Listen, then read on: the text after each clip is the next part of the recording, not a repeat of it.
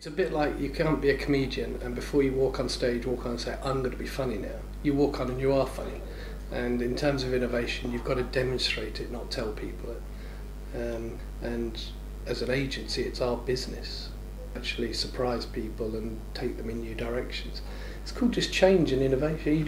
You do it naturally. And I think the more you talk about it, the less it actually happens. So you just got to get on and embrace the future. It's like, we're talking about different mediums. I'm thinking of one particular client who spends about $250 million a year. Now is spending probably over nearly a third of that on social media and other areas, or alternative areas that weren't finite in a budget 5 years ago. And that isn't because we said we're going to make a shift, it's because it naturally happened and we've just done it. We have a mantra in our business which is if the client is expecting X, you deliver X plus Y.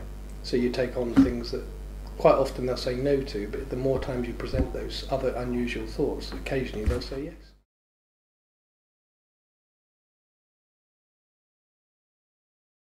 Sometimes as a brand you end up talking to people, and other times you invite the audience to come in and play. And we're quite lucky with some of our clients that there's less risk if you don't hand over the whole brand to the audience.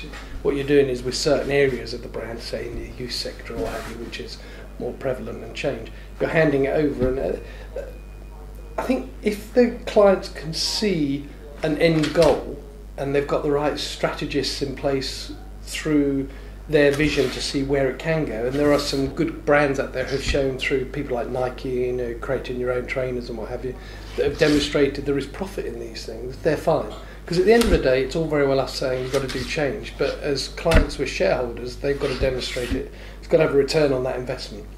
Because if they've always done it this way, anyone would be mad if somebody turned around and said you've got to do it this way now, without thinking there's a path to get there that strengthens their business and their position. Otherwise they just wouldn't do it.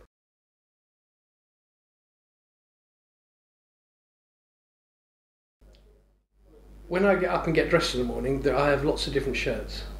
All of them bad, but I have lots of different shirts.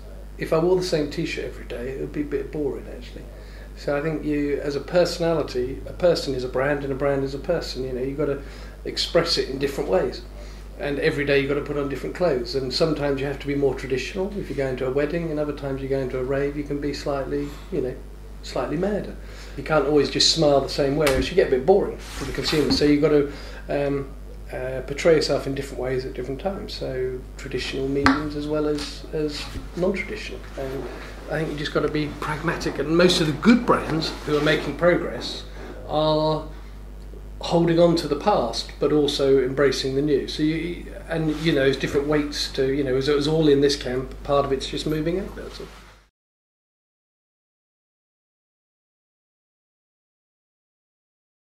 I think there's a different standing in this country about what a business is all about. I think it's very important to be able to make a profit, but it depends what you see as making a profit. If it's just in financial terms, that's a UK sort of perspective on things. I know in Amsterdam we see a lot more of a work-life balance in terms of being part of our profit margin.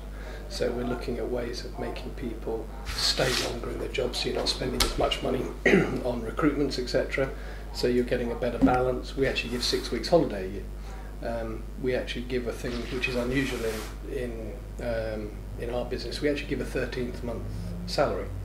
But if they hit certain criteria, which isn't necessarily based on profit, it's based on productivity and based on the development of the businesses that they're working on, and generally people see that as a better way forward, and you end up making more money because you're not worried about making money, if you see what I mean.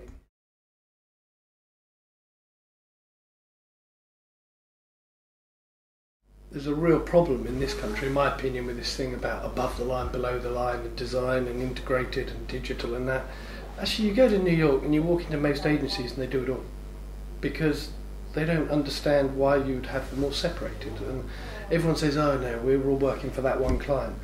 We're all fighting amongst each other to try and get their bit, rather than actually seeing what's the best thing for the brand or the customer. It's all one fucking brand rather than different experiences.